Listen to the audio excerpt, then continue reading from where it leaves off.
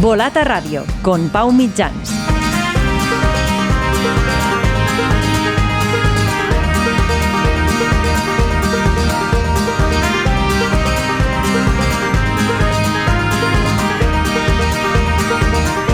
Hola, ¿qué tal? Bienvenidos a Volata Radio, tu podcast de cultura ciclista. Un podcast con el apoyo de Bicycle, la plataforma líder de bicicletas de segunda mano.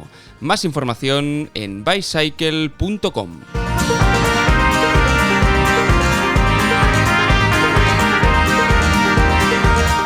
No es ninguna novedad, pero es que el ciclismo nos regala historias maravillosas y la de Simon Philip Yates es una de ellas por todos los ingredientes que tiene. Un corredor que llegaba a este Giro de Italia en un segundo plano, un ciclista que dio el golpe definitivo en el penúltimo día, en el mismo sitio donde en 2018 perdió la maglia rosa frente a Chris Froome, en las rampas y en el esterrato del Colle della Finestre, un equipo, el Visma-Lease Bike, que se vuelve a reencontrar con un triunfo en una gran vuelta después de aquel triplete histórico, y también un gregario de lujo que se ha reencontrado consigo mismo como es el gran Wout van Aert. Y todo ello en una edición del Giro de Italia que ha sido seguramente la más igualada y emocionante de los últimos años, con actores con los que hace 3 semanas no nos hubiésemos imaginado. El propio Isaac del Toro, Richard Carapaz o Simon Yates. Seguramente me dejaré algún ingrediente en este inicio, pero no os preocupéis porque en el podcast saldrá, porque analizaremos este Giro de Italia que hemos vivido, esta primera gran vuelta de la temporada. El análisis de la Corsa Rosa centrará buena parte de este podcast, pero también tendremos tiempo de poner la vista en el Criterium del Dauphiné, que empieza el domingo con el primer duelo Pogačar-Vingegaard y también con Evenepoel justo antes del Tour, porque estamos a nada, un mes del inicio del Tour de Francia. Esto ya está aquí. Y también hablaremos de la Volta a Cataluña femenina. En la combinada comentaremos la última portada de la revista Volata y también la Unbound Gravel.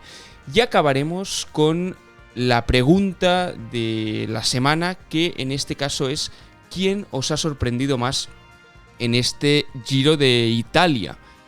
Y os damos 3 opciones: Simon Yates, Isaac del Toro o Richard Carapaz. Hemos acotado un poco las opciones, pero de entre los 3 integrantes del podio queremos saber vuestra opinión de quién es el ciclista que os ha sorprendido más después de este Giro de Italia. Ahora entramos en materia, pero antes los 3 puntos que os recordamos siempre. Si le podéis dar al me gusta o al like del programa y del capítulo en función de la plataforma que uséis para escucharnos, os lo vamos a agradecer muchísimo. Seguidnos en redes sociales, @ccvolata en Instagram y en X, y recordad que si queréis vender vuestra bicicleta o algunos componentes en Bicycle, a través del link bicycle.com/volata, bicycle.com/volata, tendréis un descuento en la protección del vendedor. Os dejaremos el link también en las notas del capítulo para que sea mucho más fácil acceder a él. Ahora sí, empezamos y saludamos a Olga Ábalos.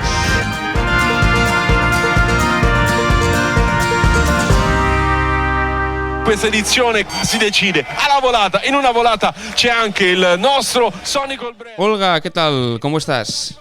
Bien, muy bien. ¿Todo bien?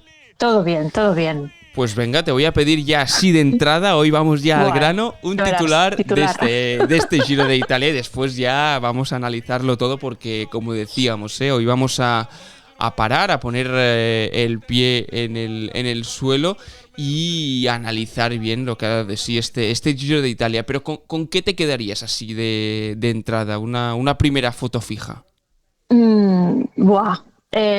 Si tuviera que poner un titular sería algo así como el Giro de la Redención o algo parecido, o no sé, o el Giro del, del karma, no sé cómo, pero bueno, como algo como un Giro en el que se han cerrado heridas abiertas. Sí, sí.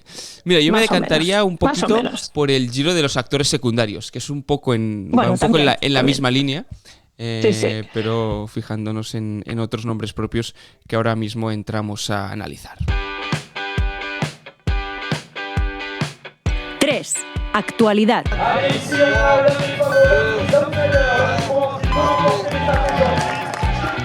Y lo decíamos, ha sido un Giro donde muchos de los corredores se han vuelto a reencontrar con ellos mismos. Corredores que hace 3 semanas los podríamos haber descrito, o los describimos, mejor dicho, como actores secundarios y posibles animadores de la prueba. Pero creo que si hoy estamos grabando a martes, día 3 de junio, si nos hubiesen dicho que este hubiese sido el podio del Giro de Italia hace un mes, ostras, hubiésemos tenido muchas dudas y seguramente no nos lo hubiésemos creído. Para aquellos que aún no sepan cómo ha quedado el Giro de Italia, Simon Yates, el corredor del Visma Lease Bike, ganó finalmente el trofeo Senza Fine, la maglia rosa. Fue el vencedor en Roma tras las 21 etapas. En segunda posición quedó Isaac del Toro, el corredor de l'UAE, y en tercera posición el ecuatoriano Richard Carapaz. Seguramente uno de los grandes animadores de este Giro de Italia y de que hayan pasado tantas cosas, ¿no? El corredor del Education First fue realmente uno de los grandes, uno de los que movieron más el árbol de la clasificación general, pero que finalmente ocupó esta tercera posición del podio. Cuarto fue Derek G, quinto Damiano Caruso, corredor que no se le ha visto prácticamente, siempre ha estado... Pero ha sido muy regular, sí, ha sido exacto, muy regular exacto, y, sí. y además yo creo que se ha beneficiado del gran papel que han tenido otros miembros de su equipo, como Pello Bilbao, por ejemplo, ¿no? Correcto. Siempre en la escapada, Uh-huh. siempre, bueno, siendo ese último hombre para ayudarlo, ¿no? A que estuviera en una buena Uh-huh. posición, o sea que... Pero sin hacer ruido, sin hacer ruido. Un top 5. Sexto fue Giulio Pellizzari, séptimo Egan Bernal, otro de los nombres propios de este Giro de Italia, creo. Octavo Iner Rubio, noveno Brandon McNulty del UAE y décimo Michael Storer. Otros nombres propios y ahora entraremos a desgranarlos, pero creo que el Lidl Trek en conjunto es uno de los otros grandes nombres propios de este Giro de Italia, focalizado sobre todo en Mats Pedersen, ganador de 4 etapas. Si no voy equivocado, sí, mira, 1, 2, 3, exacto, 4 etapas, además de la que ganó Carlos Verona, un etapón del corredor madrileño. Olaf Koy, creo que también es un corredor a poner sobre la mesa, porque sí, aparte puso el broche de oro en Roma. ¿Te acuerdas cuando a principio de temporada comentábamos que desde el Visma Lease Bike tenían como algunos hombres clave para algunas carreras, sí, ¿no? Sí. Porque la presentación de equipos fue toda una declaración de intenciones, ¿no? Sí. Y pusieron allí sobre el escenario a Wout van Aert, Simon Yates y Olaf Koy. Pues... Y también Matteo Jorgensen. Jorgensen. Sí, Jorgensen. Jorgensen.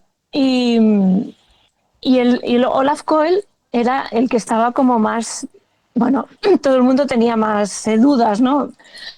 Pues mira, al final ha sido uno de los que se ha llevado una etapa en este Giro. Dos etapas se ha llevado en este Giro de Italia, porque ganó la etapa número 12 y también en Roma con un lanzamiento espectacular de Wout van Aert, otro de los nombres de este Giro de Italia. Y aquí hubo una declaración que me gustó mucho, particularmente de Alberto Contador en Eurosport, cuando Wout van Aert hace esta ayuda, ¿no?, a Simon Yates en el valle en la última etapa. Vino a decir algo así como: cuando Van Aert se retire, creo que tendremos que añadirle en el palmarés este tipo de gestos y este tipo de momentos que también en su día hizo con Jonas Vingegaard, y que muchas veces cuando a Wout van Aert pues se le ha criticado o no ha ganado cuando quizá debía ganar, y un debía entre todas las comillas posibles, quizá no nos acordamos de estos momentos, ¿no? y del tipo de corredor que es. Y si un equipo como el Visma renueva a un corredor de por vida, y esto solo lo ha hecho con Wout van Aert y con Marianne Vos, pues creo que son por cosas como estas, ¿no? Y lo que hemos visto en Van Aert en este Giro de Italia, aparte de la etapa de Siena, que ya creo que fue un punto de inflexión, si aún no éramos debut, pues creo que ya lo somos del todo. Y no hablo por mí, no hablo por mí, porque igual que existe, y lo puse el otro día en Twitter, igual que existe el landismo, creo que tendríamos que inventar el concepto de bautismo o sí, no sé alguna cómo, palabra, pero alguna palabra. Yo chico... creo que es un comentario muy acertado por parte de Contador, y a veces, bueno, sin hacer muchas similitudes con el fútbol, ¿no? Porque, bueno, a veces siempre caemos en los mismos tópicos, pero esto es quien hace eso, la última pasada de gol, ¿no? O sea, el goleador es el que se apunta el tanto, pero quien quizá es el que ha visto el espacio libre, ¿no? Y el quizá ha visto realmente la jugada y ha hecho ese pase, pues es el que también ha ayudado, ¿no? A que ese gol se materializara. Bueno, pues totalmente. Lo veo un poco así, totalmente. Sí. No, es realmente un trabajo de equipo y un Visma que creo que ha sido, no sé si es el equipo más listo, al menos en esta tercera semana.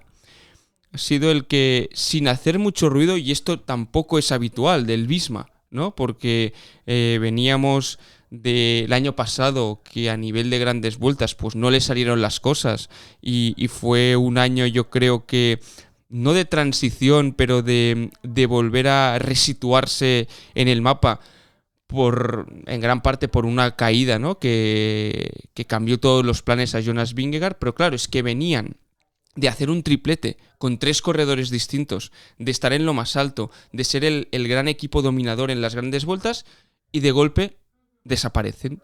Y este año nadie daba un duro por ellos en el Giro de Italia. Bueno, desaparecen por circunstancias muy concretas. Bueno, por la caída, o sea, sobre todo por la caída. Enfermedades, sí. Totalmente. Etcétera. Entonces, pero claro, recuperarse de eso cuando has tenido tan mala suerte no es fácil. No es totalmente. Fácil. Pero nadie daba un duro. No. Al menos hasta el Tour con Vingegaard. Bueno, porque es que creo que a veces tenemos como una memoria muy corta en el ciclismo, sí. Porque lo vemos casi como temporada a temporada. En plan, el Visma no va a hacer nunca nada más porque todo se lo lleva el UAE. Bueno, pues que vamos 3 años atrás, a lo mejor las fuerzas estaban más igualadas. O sea que... Sí, totalmente, pero había aparecido un actor nuevo, como era el Red Bull, con Primož Roglič, ¿no? Y al final sí que es cierto que aquí había, antes de empezar el Giro, 2 corredores que a priori, y después todos los análisis que puedes hacer, pues quedan en papel mojado, ¿no? Con Primož Roglič y Juan Ayuso, Adam Yates, y al final es que hasta el último día tampoco tenías la sensación de que el Visma pudiese dar este golpe sobre la mesa con Simon Yates, porque es que el otro día veía como una gráfica, ¿no?, de las posiciones en las que había ido quedando Simon Yates en todas las etapas, y el mejor puesto era un 4º puesto en la etapa 17.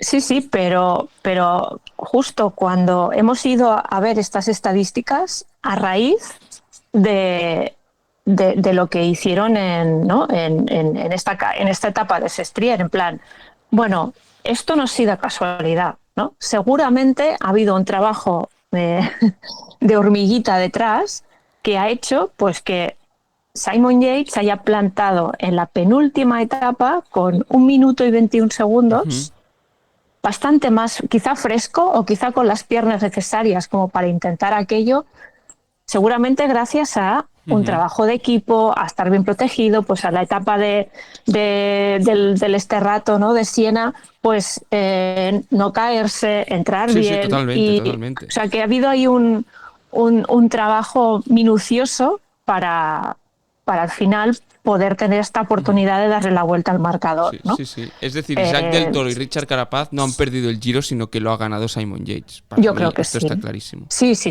yo creo que sí, porque además lo que ha hecho el Visma es también, obviamente, ha dejado que los otros gastaran todo, o sea, y sobre todo entre ellos dos, ¿no? Entre un mexicano y un ecuatoriano, los dos de sangre caliente. Quizá en algún momento, pues a lo mejor bueno, pues hay un tipo de ciclismo más explosivo o más de reacción que ha hecho que gastaran muchas fuerzas. Y esto le ha ido muy bien al Visma. Totalmente. En este caso, Simon Yates ha tenido mucha más sangre fría que no un Richard Carapaz que te mete una... Es decir, estuvo atacando prácticamente todos los días. Y bueno, no y Isaac del Toro igual. Sí, Isaac del Toro estuvo saliendo a todo. Sí. O sea que... Y desde aquí, o al menos en mi caso, y hablo por mí, no voy a criticar a un ciclista que vaya al ataque, porque yo soy de los que siempre a favor de ir al ataque, y en este caso, pues Richard Carapaz, ostras, la vidilla que le ha dado este Giro de Italia es muy difícil de encontrar en corredores actualmente, ¿eh? Pero es que en el caso de Richard Carapaz, yo creo que es no la única estrategia que puede tener, pero una de las pocas que le salgan bien, porque tampoco es tan bueno en contrarreloj, con lo cual todo lo que puede ir ganando, ¿no? En la montaña o en estos ataques que quizás sale uno bien, ¿no? De cada X, pues a lo mejor tiene ahí las posibilidades, ¿no? de conseguir una gran vuelta. Yo sí que creo que el último día, quizá con el ataque que hizo al inicio de Finestre, aquí se precipita un poco, porque al final quema muchas naves, quema parte de corredores de su equipo muy temprano. Creo que ese día también, y ahora entraremos con el UAE, no juegan bien sus cartas al no poner a ningún corredor en la escapada como hizo el Visma y a dejar una minutada, ¿no? a la escapada de que se fuera por delante y después pudiesen jugar este factor táctico en una etapa tan larga y tan dura como Finestre.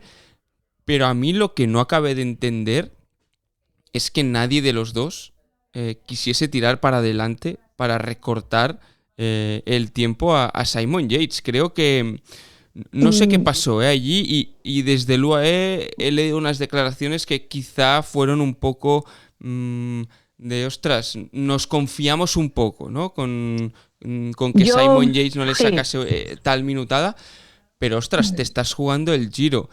Uno porque va con la maglia rosa y el otro porque al final estaba a 40 segundos. Es decir, Richard Carapaz creo que era tan favorito como Del Toro en esa última etapa, por mucho que estés a 40 segundos, porque en 40 segundos en una etapa así lo recortas con un ataque explosivo, ¿no? Entonces, yo creo que sí. Yo creo que yo creo que se equivocaron los dos. Sí.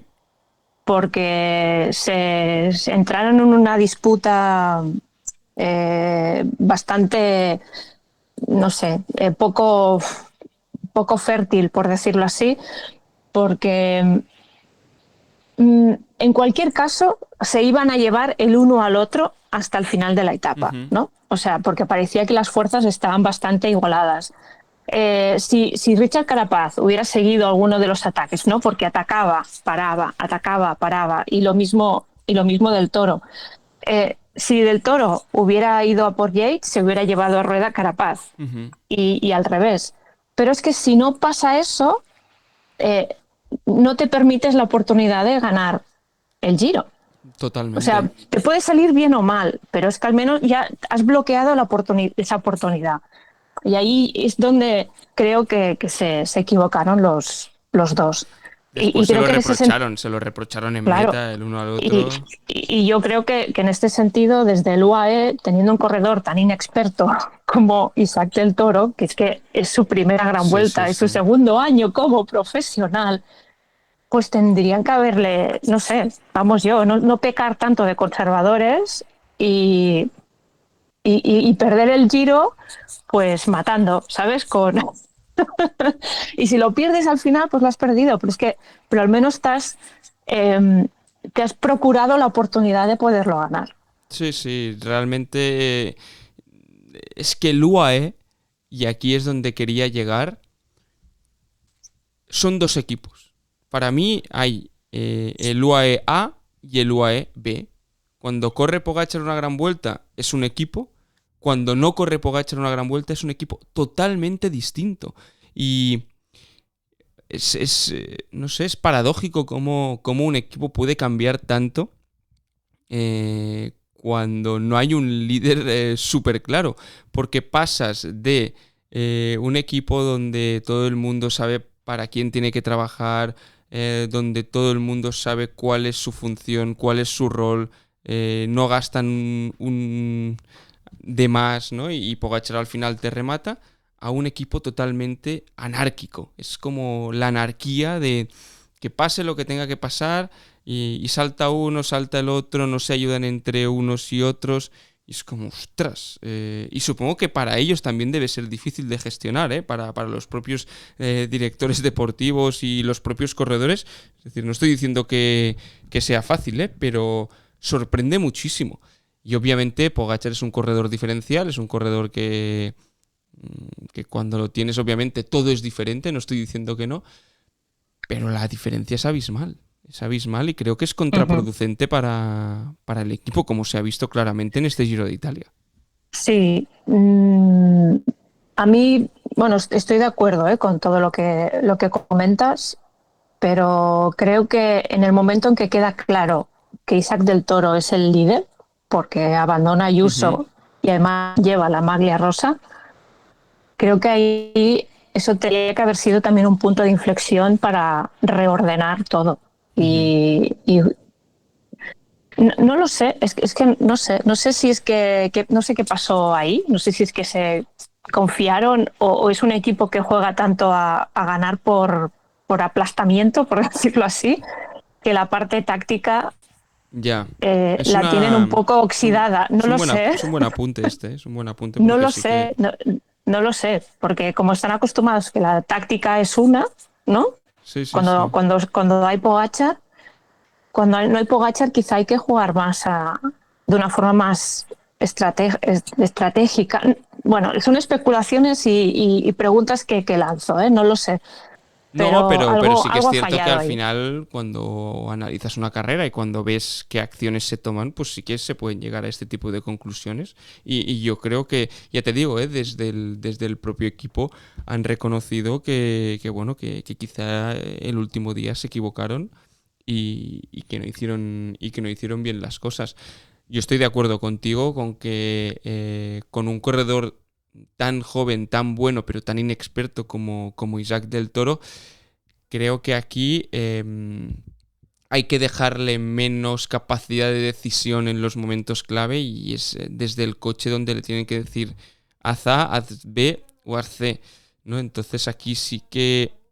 y no es para quitarle responsabilidad del Toro, porque al final son los ciclistas los que hacen la carrera y los que ganan y los que pierden, pero aquí sí que creo que desde el equipo, ostras, no supieron gestionar estos últimos kilómetros con Isaac del Toro, que esto no quita de que no sé si ha nacido una nueva estrella, porque ya sabemos de lo que es el ciclismo y de un año a otro cómo cambia, pero la pinta que tiene Isaac del Toro es espectacular y que todo el mundo me entienda, y sé que las comparaciones son odiosas pero yo personalmente a nivel de corredor, a nivel de características y a nivel de lo que transmite es lo más parecido que he visto hasta ahora a Tadej Pogačar. No estoy diciendo de que va a ser Tadej Pogačar, pero la forma de correr está... Bueno, tiene una frescura, Exacto, ¿no? ¿no? Tiene una Esto. frescura que todavía parece que Pogačar la mantiene, ¿no? Uh-huh. Pero Bueno, No. veremos. No estoy diciendo, por eso, Veremos. pues he hecho un inciso antes de decir esto, que no estoy comparando, simplemente estoy diciendo que de todos los corredores jóvenes que han salido, que se está diciendo, ostras, que van a ser muy buenos, etcétera, etcétera, para mí, de lo que he visto, es el que más parecido es, ¿no? Salvando todas las distancias, cada uno. Pero es que es súper joven, son 21 años, 2 grandes vueltas, una vuelta a España y de aquella manera, y este Giro de Italia que es segundo, ¿no? Y aparte ha sido un Giro de Italia que yo creo que también hemos visto a estos corredores secundarios porque ha estado muy marcado por los factores externos o intrínsecos también al ciclismo, como son las caídas, como son las enfermedades, ¿no? Porque el primer día se te va Mikel Landa, la primera semana o en los 10 primeros días se te va Jay Hindley, también Giulio Ciccone, ¿no? Que eran corredores que estaban llamados a hacer una buena general, pero es que en la primera etapa de la tercera semana abandonan tanto Primo Roglic, que ya había ido por el suelo más de un día y al que nunca acabamos de ver en buenas condiciones, y Juan Ayuso. Adam Yates tampoco ha estado al nivel al que se le esperaba, entonces yo creo que ha sido un cúmulo de circunstancias que han hecho que emerjan viejos rockeros, es decir, animadores del Giro de Italia, el ganador de 2019 como es Richard Carapaz y un corredor como es Simon Yates que hizo un Giro de Italia en 2018 espectacular, y las nuevas generaciones con Isaac del Toro. Y aparte de esto, no sé si te quedas con algo más, Olga. No sé si, aparte de la general, algún corredor más a poner sobre la mesa, alguna actuación más que quieras destacar. Pues, wow. Es que han pasado muchas cosas. Bueno, una cosa sí que creo que es destacable en este Giro es que muchos equipos diferentes han ganado etapa. Uh-huh. Y creo que eso es bueno para el ciclismo, obviamente, aparte de las 5 del Lidl Trek, pero bueno, también equipos, ¿no? Más secundarios en este caso, ¿no? Como puede ser es que no, tengo un lío con el nombre de este equipo, el Picnic. Sí, el Picnic. el Picnic, que necesita muchísimo los puntos, este equipo, pues ha ganado una etapa también, Astana, ¿no? Con el doblete de Fortunato y el otro corredor. O sea, que digamos que ha habido bastante variedad de victorias, y esto creo que es bueno para el ciclismo en general. Ahora estaba viendo, también han ganado 3 australianos, como es Caden Groups, Luke Plapp y Chris Harper, que al final no deja de sorprender con 2 equipos distintos, 2 equipos más también. Y otro nombre que yo quería poner sobre la mesa, y si quieres con esto cerramos el bloque Giro de Italia, es el de Egan Bernal, que también después lo comentaremos, porque creo que va a ser protagonista en el próximo número de la revista, ¿no, Olga? Sí, correcto. Si no me he equivocado. Uh-huh. Y el de Egan Bernal, que al final ha hecho un 7º puesto, no ha luchado por la general como tal, pero, ostras, recuerdo los primeros días, por ejemplo, en el día del Esterrato en Siena. Es el que pone tirar a su equipo para decir, vamos a mover aquí la carrera y la vamos a mover por delante. Después peta, y lo comentamos en el último podcast, ¿no? Pero hemos visto a un Egan Bernal sin miedo a perder y yendo a ganar y decir, o todo o nada. Y en este caso ha sido casi nada, un 7º puesto, que creo que es súper meritorio después de todo lo que ha pasado, ¿no? Obviamente no es un podio, ¿no? Pero, ostras, creo que ver a Egan Bernal con esta actitud, para mí ya firmo el hecho de pagar por ver corredores así. Sí, no, totalmente de acuerdo. O sea, la actuación no se le puede reprochar nada a Egan Bernal, ha sido el mejor también de su equipo. Se le ha visto mucho en carrera, proponiendo, atacando y llegando hasta donde podía llegar, y creo que esto, bueno, es una gran noticia. también. Esta actitud de Bernal y este estado de forma de Bernal, aunque quizá todavía no lo sabemos, no podrá ganar nunca más una gran vuelta. A lo mejor sí, pero de momento está en ello. Aunque solo sea para verle disputar y verle competitivo, bueno, para mí es maravilloso, está muy bien. Y la última que me lo dejaba, Juan Ayuso, el nombre, otro de los nombres propios, ¿no? El de Primo Roglic, bueno, ha pasado lo que ha pasado y al final era el gran favorito, se tuvo que ir para casa, pero centrando más el análisis en Juan Ayuso, ¿crees que se pusieron demasiadas expectativas en él antes de este Giro de Italia? Y creo que tú lo comentabas, Olga, creo que tú eras súper prudente con Juan Ayuso antes de empezar este Giro de Italia y hay que darte la razón porque al final pues sí, había demostrado en este inicio de temporada pues que podía estar al nivel, pero al final no sé si las patas y la mente no le ha acabado de acompañar del todo. Sí, yo creo que es un corredor que a lo mejor bueno, pues necesita unos años de madurez, ¿no? Uh-huh. Que otros corredores, no sé, quizá no necesitan o puedan ir un poco más rápido, ¿no? Como puede ser el caso de Isaac del Toro, ¿no? Porque ha aguantado súper bien este Giro, una carrera de 3 semanas. Sí. Pero en el caso de Ayuso, que siempre tiene varios días malos o tiene momentos en los que quizá mentalmente flaquea, bueno, a lo mejor hay que darle, no hay que ponerle tantas etiquetas de favorito y hay que darle un poco más de tiempo. Es que también es joven, es que Ayuso. 23 años, es un año más, es un año mayor que del Toro. Solo. Es que no tiene 30, es que tiene 22. Pues a lo mejor Ayuso necesita 3 años para ser un corredor totalmente sólido y que pueda realmente aspirar a ganar una gran vuelta. Y no pasa nada. Vamos, desde mi punto de vista, yo creo que el ciclismo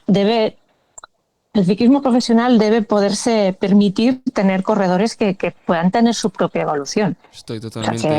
Que no pasa nada. O sea, y creo que es una reflexión generalizada en el deporte de élite actual. Es decir, que no solo pasa en el ciclismo, obviamente, pero sí que es cierto que la tendencia últimamente es que cada vez corredores mucho más jóvenes pues estén en primera fila. Y esto, tanto por la progresión física, pero sobre todo yo creo que la progresión mental es algo que hay que respetar los tempos de cada uno, ¿no? Y no estoy diciendo que un jugador o un ciclista de 16 años, 17, 18 no pueda ser el mejor del mundo, no pueda rendir, no, pero que cada uno tiene su tempo y cada uno tiene sus timings y desde fuera es algo que debemos tocar con cautela y también respetar estos timings, ¿no? Porque la maduración, como pasa en cualquier ámbito de la vida, pues tiene sus momentos, sus fases, y hay algunos que maduran más rápido y otros que lo hacen más tarde. En todo caso, esto es lo que ha dado de sí el Giro de Italia. Creo que ha sido una edición a la que le pondremos una buena nota y que recordaremos bastantes años, sobre todo esta penúltima etapa. Pero es que el Tour ya está aquí, prácticamente, ¿no? Y cuando decimos que el Tour ya está aquí, lo primero que tenemos que fijarnos es en el Criterium del Dauphiné, que es la última toma de contacto antes de la grande de todo el año. Un Criterium del Dauphiné que empieza este próximo domingo y que lo hace ni más ni menos con 3 nombres que fueron los integrantes del podio del Tour del año pasado, que es Tadej Pogačar, Jonas Vingegaard y Remco Evenepoel, entre otros nombres como Enric Mas, Matteo Jorgenson, Eskel Moss, Carlos Rodríguez, Buitrago, Jonathan Milan. Es decir, que es un Criterium del Dauphiné que ya nos va a dar las primeras pistas no definitivas ni mucho menos, pero por dónde pueden ir los tiros un poquito en el Tour de Francia. Realmente es el primer duelo Vingegaard-Pogačar de la temporada, ¿eh? Sí, y no sabemos si será un duelo real o, o jugarán un poquito a esconder Ya. sus cartas. Ya, no No sé. sabemos, no sabemos. Es una... Yo creo que... No sé, creo que hay un corredor que esconde más sus cartas que el otro. Creo que Pogačar lo de esconder cartas no le va mucho. Sí que es cierto que el Dauphiné no lo ha ganado aún. Tadej Pogačar leía que aún no lo había ganado, por lo tanto supongo que tendrá ganas, ¿no?, de sumarlo a su palmarés. Y un Jonas Vingegaard que sí que hemos visto que es mucho más táctico, mucho más calculador, ¿no? Pero creo que va a ser una buena primera toma de contacto, porque al final ahí está Crono, ¿no?, en la cuarta etapa con una parte, con un tramo de subida en medio que puede marcar o que marcará las primeras diferencias. Después tenemos las tres últimas etapas, ¿no?, las más de alta montaña, con la sexta y la séptima etapa como seguramente las de más entidad, las de más nivel. La primera llegando a Combloux y la segunda pues con este encadenado de Madeleine, Croix de Fer y acabando en Val-Meunier 1800, ¿no? Entonces, bueno, creo que tenemos que estar muy pendientes para ver cómo llegan ambos después de los dos caminos que han cogido, ¿no?, para llegar al Tour de Francia, y también ver cómo está Remco Evenepoel, porque lo hemos visto súper poco esta temporada y el año pasado nos dejó muy buenas sensaciones en el Tour de Francia. Creo que fue una de las grandes sorpresas de ver cómo podía aguantar, y tengo ganas de este Dauphiné, porque lo que no me gusta es ver tampoco este duelo Vingegaard-Pogačar durante el año. No, y además también en Dauphiné todavía no están todos los corredores confirmados, pero bueno, también podemos ver a, no sé, Carlos Rodríguez, ¿no?, por ejemplo. También está Oyer Lazcano, a ver si también, Ostras. no sé, a ver qué sensaciones nos puede mostrar, ¿no?, una temporada en la que de momento no se le ha visto demasiado. Bueno, Enric Mas, a ver cómo pinta de cara al Tour. O sea que bueno, aparte de eso, aparte del duelo Vingegaard-Pogačar, yo creo que también puede ser el Dauphiné un buen escaparate para ver en qué punto están muchos otros corredores que luego en el Tour también serán protagonistas, y viendo que en este Giro los actores secundarios han sido los que realmente han protagonizado este Giro, pues bueno, a ver, nunca se sabe lo que puede pasar en el Tour. O sea que... Ostras, veremos. Realmente que pasase algo parecido a lo que aconteció es muy en el difícil, Giro, en el Tour. Es muy difícil, pero bueno, pero nunca puede se pasar, sabe, ¿no? pero realmente, ostras, sería no sé, sería muy sorprendente todo esto que ha pasado. En todo caso, el Criterium del Dauphiné, que va a empezar, como decíamos, el próximo domingo. Nosotros recordamos que estamos grabando a martes día 3, por lo tanto, si lo escucháis después, ya habrá empezado y ya podréis ver pues cómo está uno, cómo está el otro. Y el último tema que queríamos tocar en esta parte de actualidad es la Volta Ciclista a Cataluña femenina, esta prueba que nos queda cerca de casa, que es el segundo año que es una prueba por etapas. Van a ser 3 etapas, los días 6, 7 y 8 de junio. Una prueba que arrancará en el Parelló, en Tarragona, en las Terres de l'Ebre, y acabará la primera etapa en Reus, la segunda entre Bagà y Coll de Pal y la tercera entre Castelldefels y Barcelona.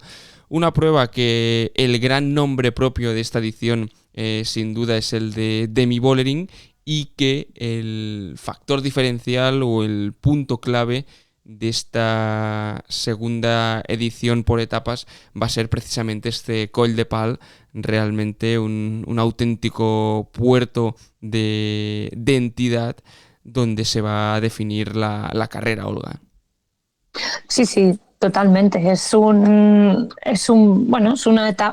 vuelta de 3 etapas con una etapa de alta montaña en la que bueno, seguramente el hecho de que Demi Vollering también haya decidido participar, eso también contribuye, ¿no?, a colocar esta carrera en el mapa. El año pasado fue Marianne Vos la que de alguna forma apadrinó, ¿no?, esta competición impulsada desde Volta a Catalunya, y esperemos que estas 3 etapas pues con el tiempo se puedan llegar a convertir en, no sé, ¿por qué no en 4, ¿no?, o en 5, ¿no? Y ser una carrera también clave para las corredoras de cara incluso a la preparación del Tour de Francia o del Giro de Italia.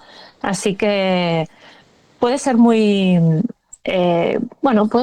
muy interesante también, y yo creo que esta etapa de alta montaña quizá haya llamado la atención, por ejemplo, a corredoras como Demi Vollering, ¿no?, porque también son situaciones que les puede ir bien, ¿no?, para lo que queda de temporada, y especialmente el Tour de Francia.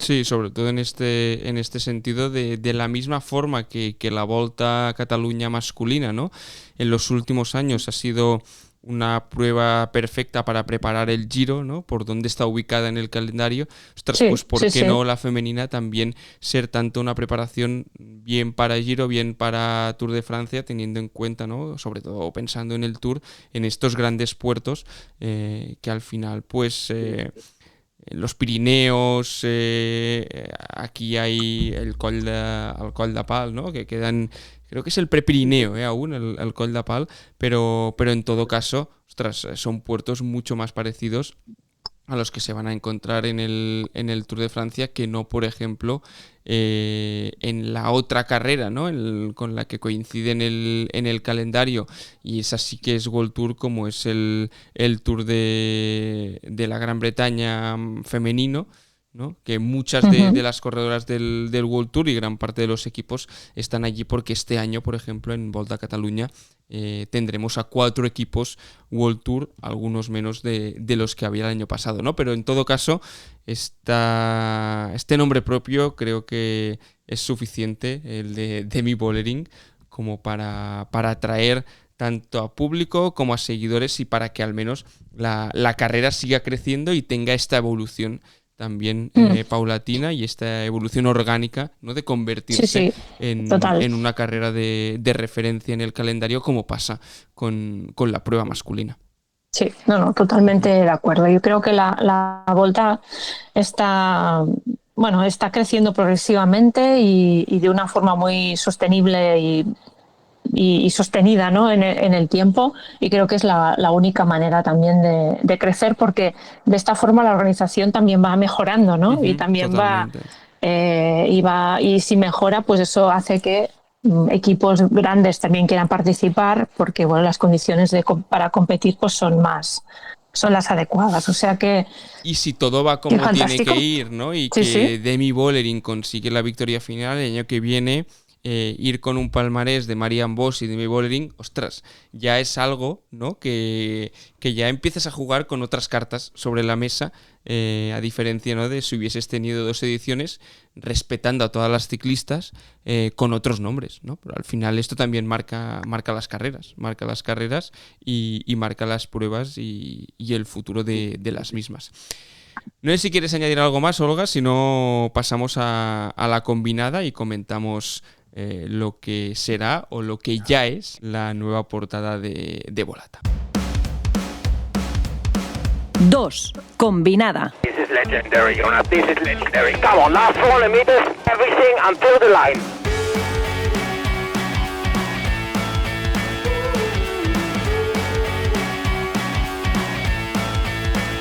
Venga, entramos en territorio combinada. Ya sabéis que, como en cada capítulo, aquí tratamos algunos temas que queremos tratar un poquito más en profundidad, no estrictamente de actualidad.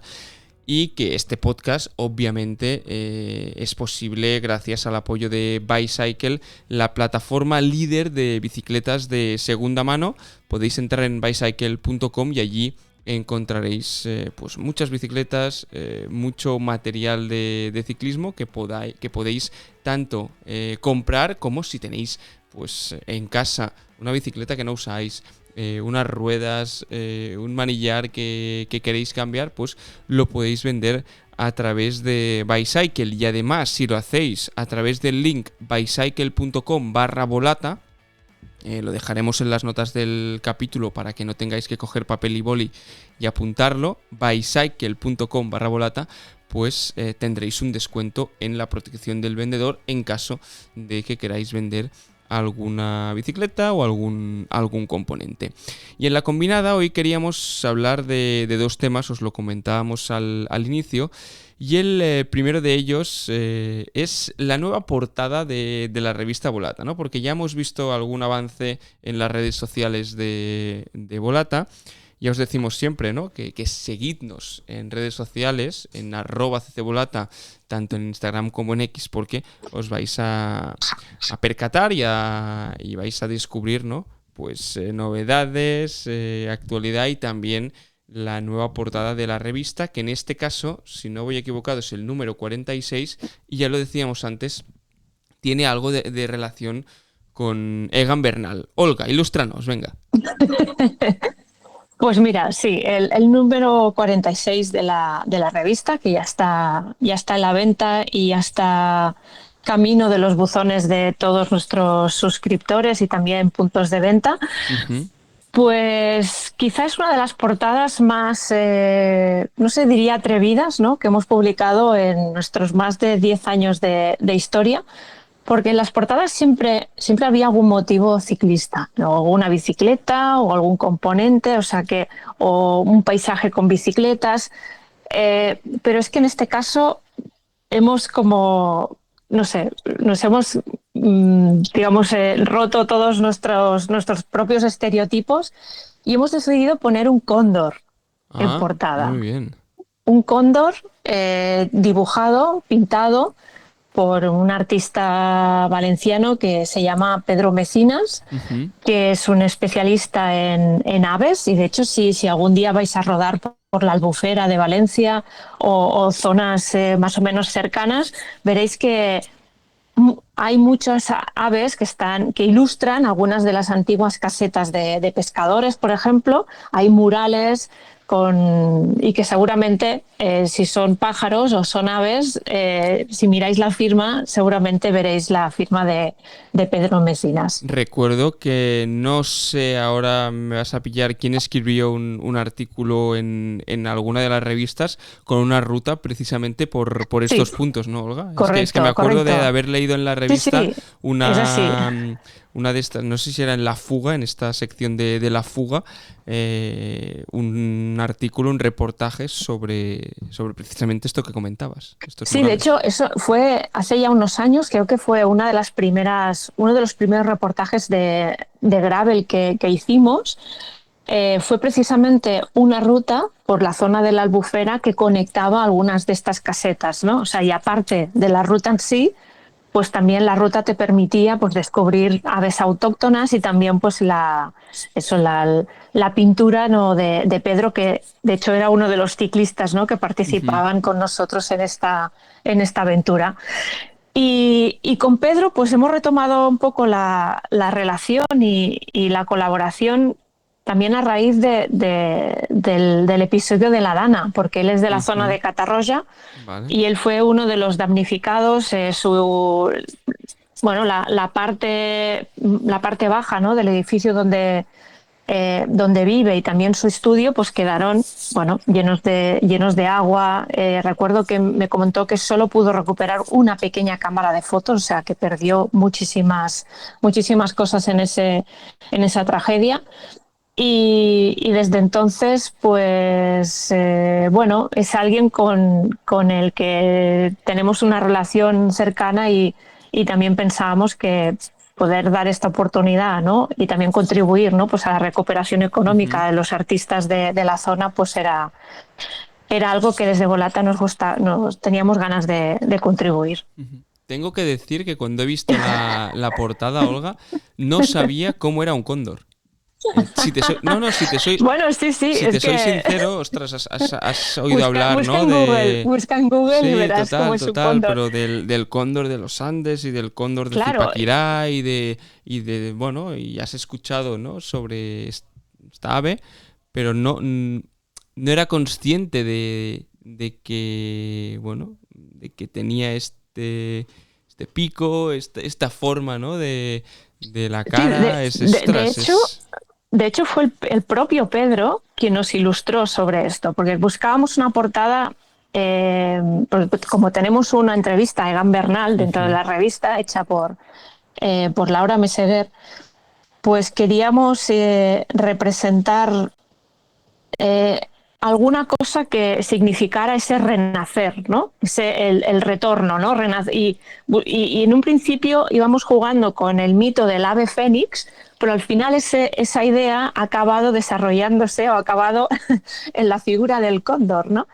Y tengo que decir que fue el propio Pedro quien nos dijo, es una de mis aves favoritas, la voy a ilustrar. Y entonces fue, pero tú sabes cómo es un cóndor. Y sí, y él obviamente, porque es una de las aves que más le fascinan, ¿no? Y entonces, bueno, pues hizo esta pintura que en un principio tenía que estar en la parte interna de la revista, y que la portada tenía que ser otra. Pero cuando Enrique y yo vimos la pintura, dijimos, pues nos parece que, que vamos a cambiar de idea y el cóndor va a pasar a ser la portada. Pues aquí otra intrahistoria de estas magníficas portadas de la revista, de las que yo soy fan, no sé si número 1 o número 2, pero seguramente muchos de los que nos escucháis también esto de las portadas de Volata. A mucha gente esta portada mejor se quedará un poco, no sé si a cuadros o... Pero bueno, creo que después de hacer 10 años, Olga, este yo tipo creo de que nos portadas podemos permitir una portada así, ¿no? ahora se pueden hacer, sí, claro, ¿no? Porque al final ya tienes todo el contexto, sí. Al final, bueno, pues ya sabes de lo que va Volata y creo sí, que, bueno, como sí. lo has explicado y el significado que tienes es súper potente, sobre todo siendo como la entrevista de Egan Bernal una de las piezas centrales del próximo número. Y aparte de esta portada, querías añadir una última cosa. Sí, quería añadir una última cosa, que esto ya lo comunicaremos a través de newsletter o a las redes sociales. El original de esta pintura mide 2 metros. Y entonces, porque es una pintura enorme, y el mismo Pedro nos dijo, no me cabe en casa, tengo que hacer algo con la pintura. Entonces, estábamos pensando en quizá hacer alguna acción, subastarla, venderla y procurar que los fondos vayan a una buena causa. Pero bueno, ahí lo dejo porque estamos trabajando en ello y pronto os enseñaremos el original y a ver si entre todos damos con la mejor fórmula. ¿Podría firmarlo Egan Bernal? Podría firmarlo, sí.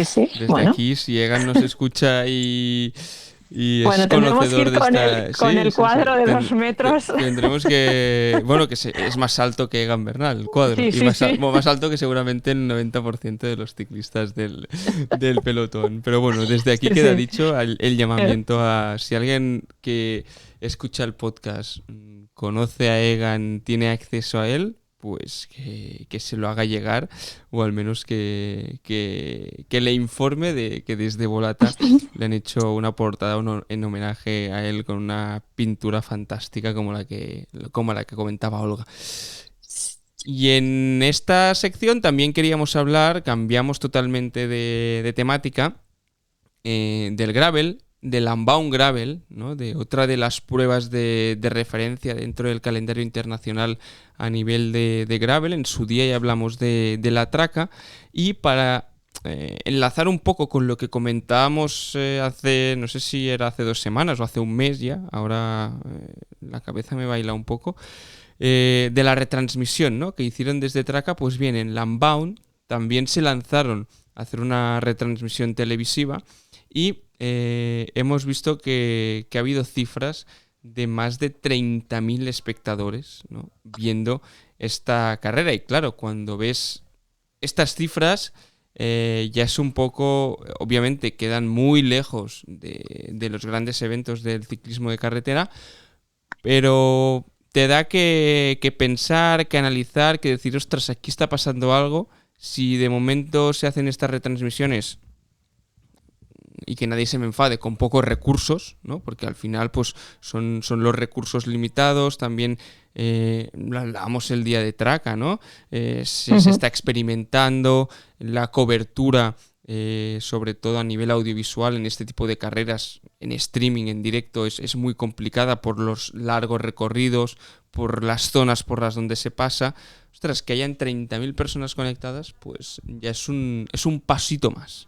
Este año, digamos que el tema de las retransmisiones en directo de pruebas de gravel está siendo como una prueba de fuego, ¿no?, de hasta qué punto el gravel puede ser una disciplina que se pueda retransmitir en directo o no, o si hay que retransmitirlo, cómo hay que reajustar quizá los recorridos o la forma de transmitir, ¿no? Porque claro, tenemos solamente las referencias, ¿no?, del ciclismo de carretera y también del mountain bike, ¿no?, que también son etapas, pues quizá a diferencia, pues no sé, de la Cape Epic, pues son etapas más cortas o que pueden pasar mucho más explosivas, ¿no? O que puedan pasar muchas cosas durante las horas que dura la retransmisión, pero realmente esta carrera de 7-8 horas en directo, retransmitirla es una prueba de fuego para el propio gravel, ¿no?, que hasta ahora solo se comunicaba a través de clips de redes sociales y resúmenes en YouTube, por decirlo así. Es decir, el Unbound, ¿no?, la gran carrera por excelencia del gravel, vale, tiene mucho éxito, pero digamos que la audiencia que contemplábamos era solo las visualizaciones del resumen en YouTube, ¿no? Y eso te da como, bueno, una base, es decir, vale, hay un público, pero ese público es transportable o es extrapolable a una retransmisión de 7 o 8 horas. Entonces, yo creo que ahí es donde se está empezando a recolocar todo. Así como en la Traca, yo creo que fue un experimento muy, muy valorable, y además la Traca, a diferencia de las carreras norteamericanas, porque claro, la propia orografía europea es mucho más dificultosa, ¿no? Sí. que una carrera en Kansas, ¿no? Que es Bueno, como Unbound, veías ¿no? muchos recorridos, ¿no? Y veías, ostras, unas rectas interminables. Es que no había ni un árbol, por decirlo así, en Unbound, ¿no? Entonces, claro, la Traca a nivel técnico es mucho más complicada que Unbound, que fue bastante, creo que casi no hubo ninguna interrupción, o sea, las motos pueden correr libre. Es más, era curioso cuando veías la retransmisión. Pueden ir en moto, Olga, que es que en Traca no podían ir en moto muchas veces. Claro. Es que no, porque claro, entrabas en unos single tracks que era imposible entrar ahí. Pero es que en Bound sí, puedes utilizar drones, motos y todo tipo de elementos técnicos que en Traca es muy difícil de hacerlo sin incluso romper árboles, romper vegetación, ¿no? y cargarte un poco el entorno. Entonces, claro, el tema es, y es una pregunta que no creo que todavía no tiene respuesta, pero ¿tiene que cambiar el gravel para que sea más atractivo, para que se pueda, ¿no?, para que la retransmisión realmente sostenga 7 horas de directo? Ya sé por dónde vas. Sí, ¿Sabes qué quiere decir? O sea, bueno, pero es que o esto sea, lo hemos visto en el ciclismo de carretera. claro, También. entonces el pico de 30.000 espectadores en Lambaon fue un momento puntual. Entonces, cuando yo estuve viendo 2 o 3 horas, estuve y me iba conectando, entraba y salía, pues estaba, pues eso, 15.000, 14.000, 16.000, ¿no? Entonces era, bueno, sin ser científica la cifra, pues era una audiencia más o menos es que se movía estable en esos números. Pero claro, no sé si alguien realmente se chupó 7 horas de retransmisión en Unbound. No, sí que Pero es cierto que el ciclismo es café para los más cafeteros, sí, verte sí, una sí. etapa entera también ya del Tour de Francia, que estamos hablando de, o incluso una clásica, ¿no? Entonces sí que es cierto que creo que el ciclismo da para momentos clave, momentos específicos y después pues los que seguimos el ciclismo sí que intentamos ver el máximo de horas posibles, ¿no? Mm, Pero creo que aquí es totalmente distinto a otros deportes.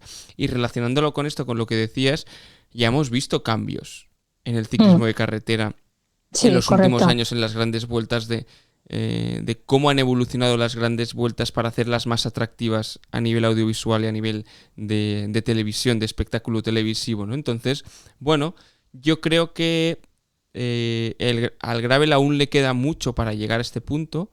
Yo creo que Ujú. estamos más en la fase, y ya te digo, es una percepción, una opinión que tengo después de ver cómo va aconteciendo y de hablar con gente del sector, ¿no? Creo que aún es más una fase de testeo, una fase de prueba, de a ver cómo va a ir esto, ¿no?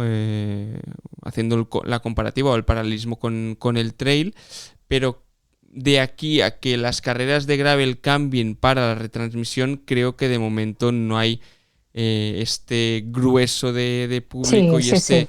este Ujú. grueso económico detrás, ¿no? Que también al final muchas Bueno, veces lo que... de hecho, esto solo se lo pueden permitir, bueno, supongo que Traca se lo puede permitir ahora y se lo puede permitir pues la mini liga, ¿no? de Lifetime, ¿no? Que son los que organizan pues Unbound y creo que 3 o 4 carreras más en Estados Sí, Unidos, no, ¿no? pero cuando me refería al tema económico me refería a lo que te pueda reportar Ah, vale, económicamente los derechos de vale. televisión para que tú cambies una Ujú, carrera ujú. a nivel de, ostras, ¿no? El Tour de Francia, pues seguramente podrá vender muchos más derechos televisivos si las etapas son algo más cortas, no como hace 30 o 40 años, que eran etapas de 220 kilómetros, no sé cuántos mil metros de nivel positivo, que al final eran 6 7 horas, que no una retransmisión de 4 horas. Esto para paquetizarlo y para venderlo a las televisiones,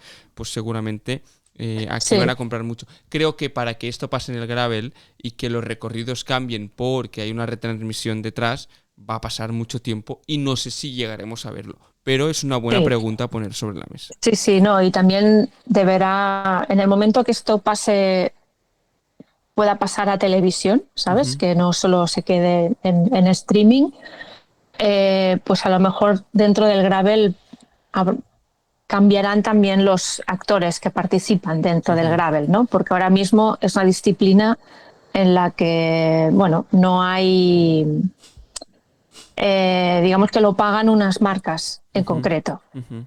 Y entonces no han entrado en juego pues destinos turísticos, instituciones públicas y otro tipo de empresas multinacionales que al final son los que están pagando, ¿no? Pues Ujú. que se sostenga el deporte como profesional, ¿no? Ujú. Totalmente. Entonces, bueno, No, no sé, sí, es pero interesante es ver interesante. estos puntos, estas evoluciones, estos cambios que se Sí, van introduciendo, ¿no? Años para atrás, pues seguramente sí, era impensable que dos de las principales carreras de gravel del mundo actualmente pues tuviesen una retransmisión de más de 4 o 5 horas sí. en directo. Y si alguno de los oyentes del podcast pues quiere comentar alguna cosa en relación, porque ha estado viendo Unbound, por Ujú. ejemplo, pues que también lo comente Exacto, porque bueno, ahora no sé, también nos interesará saber, ¿no? exacto. Sí, sí. Cómo se percibe. Mira, hablando de comentarios, vamos ya Venga. a acabar el podcast y a leer algunos de vuestros comentarios que nos dejasteis en los últimos capítulos y también a la pregunta final. 1. La pregunta. I'm gone. I'm dead.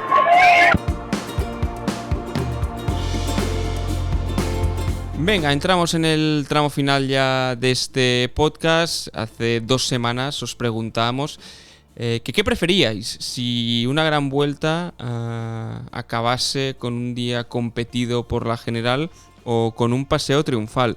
Y por ejemplo, Tommy en iVoox decía: yo creo que es mejor que sea disputada porque es más emocionante, como el Tour que acabó en Niza.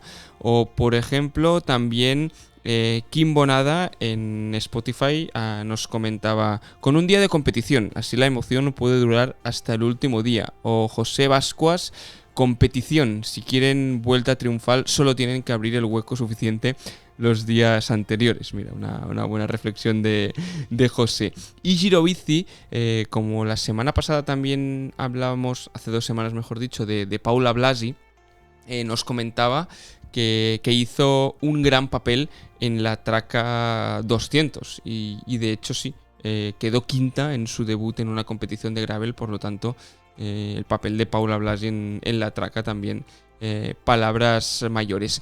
Y esta semana la pregunta está relacionada obviamente con el Giro de Italia. Os la comentábamos al inicio, no la hemos respondido nosotros aún.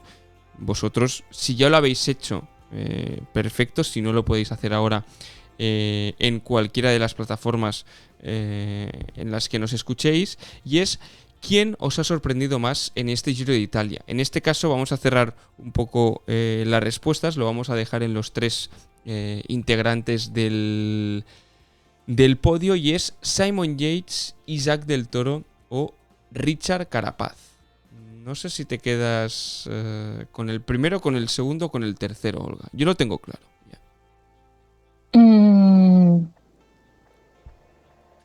Claro, me quedaría con Isaac del Toro. Por ser un ciclista revelación, ¿no? de este Giro, y por todo por lo que apunta de lo que podrá ser en un futuro. Sí, me quedo con Isaac del Toro, con lo bueno y con lo malo, con las cosas por aprender también, que eso también, a mí eso me gusta. Yo también me quedo con Isaac del Toro. Creo que los 3 han sido sorprendentes, cada uno por una razón distinta. Carapaz para volver a recuperar, ¿no?, su nivel que parecía olvidado. Simon Yates obviamente por la victoria, pero creo que la gran sorpresa, al menos para mí, de este Giro de Italia ha sido el descubrimiento, si aún no lo habíamos hecho ya, de Isaac del Toro en una prueba de 3 semanas. Ha ganado el maillot del mejor de los jóvenes y estuvo a punto de hacer la maglia rosa. Así que nada, vamos a tener que estar muy pendientes de este corredor mexicano, que creo que vamos a hablar más de un día y más de 2 en este podcast de él. Sí, además nos hará recordar algunos de los otros mexicanos, ¿no?, que en algún momento, sobre todo en los años 80 y 90, pues también tuvieron un papel relevante. O sea que aquí de alguna forma aquí hay un tema, ¿eh? Aquí hay un tema. Sí, lo dejamos apuntado por aquí. Sí. Y nos ponemos deberes. Olga, nada, ha sido un placer como siempre. Igualmente. Charlamos dentro de 2 semanitas ya con el Dauphiné sentenciado, y sí que ya a nada de que empiece el Tour de Francia. Venga, pues un abrazo. Hasta la próxima.